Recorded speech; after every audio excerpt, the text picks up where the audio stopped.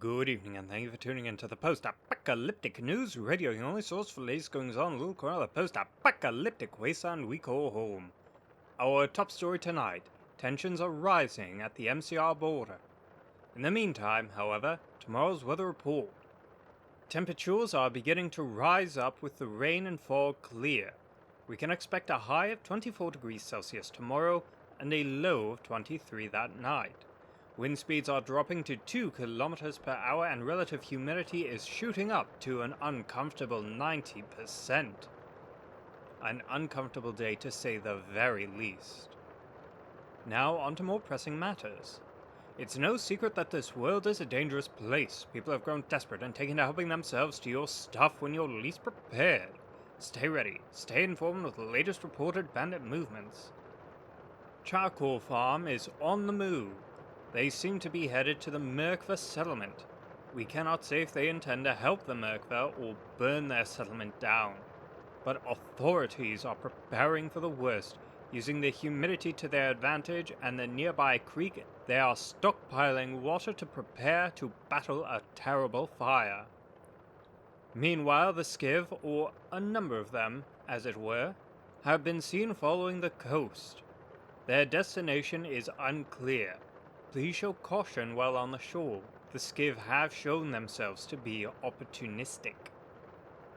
Moving on, the world outside has changed. The environment has grown cruel and harsh. Water and food have become prized commodities, and all the creatures we once knew have had to adapt. Some are kind, some strange, many monstrous. Let's discuss our new wasteland fauna. In the waters are giant things.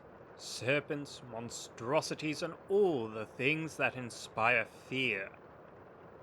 But though this thing is a giant, it is kind and familiar. In the world that was, whales swam far across the sea. They were majestic and protective of us. Today they are not so dissimilar.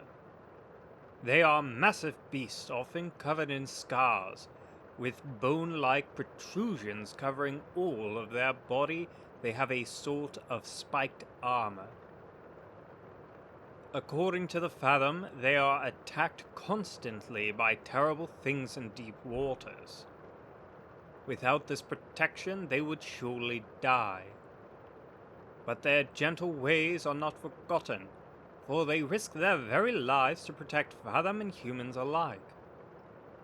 Finally, to subdue any fear, they feed solely on the small creatures that live in the ocean spray.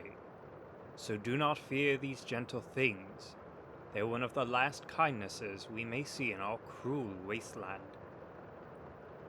Now I fear I must give way for some advertisements, but don't touch that dial because we'll be right back with a new way to feed your family. Cool Gnome's Grocer now carries incense. Broken bones? Come to Juan's Clinic in Alvik. And we're back with more of the latest. Let's talk survival. More accurately, let's talk survival cooking. More specifically, let's talk quality survival culinary.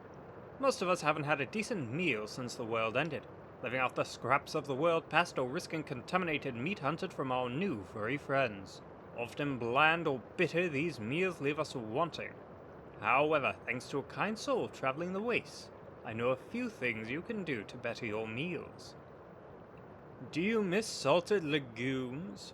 Roasted, boiled, oiled, honeyed? Yes, I'm speaking of peanuts.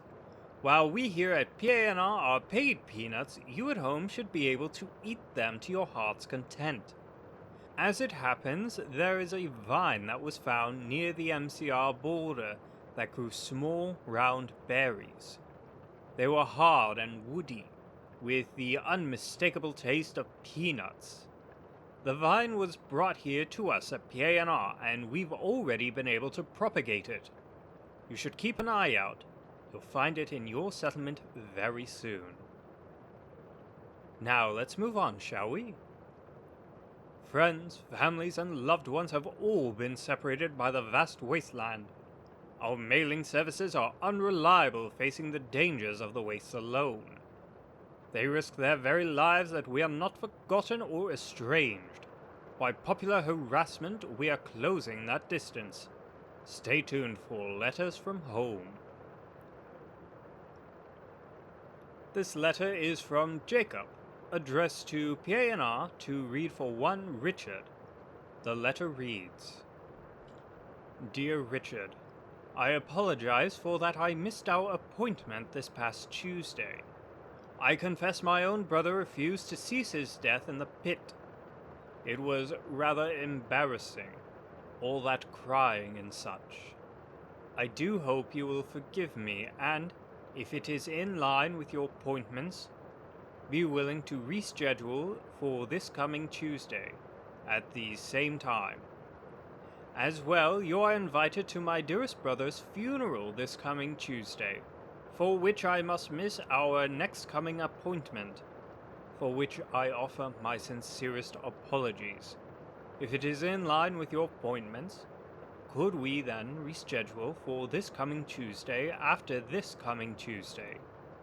Sincerely, Jacob Thinsley III. Please don't send your mail here again, Jacob Thinsley. Let's move swiftly along to our top story tonight. As the MCR forces finish assembling, ours are yet on the way. Those who patrol the area have begun erecting defenses to slow or disable the MCR. A messenger from the MCR is expected to arrive soon. They hold power to negotiate.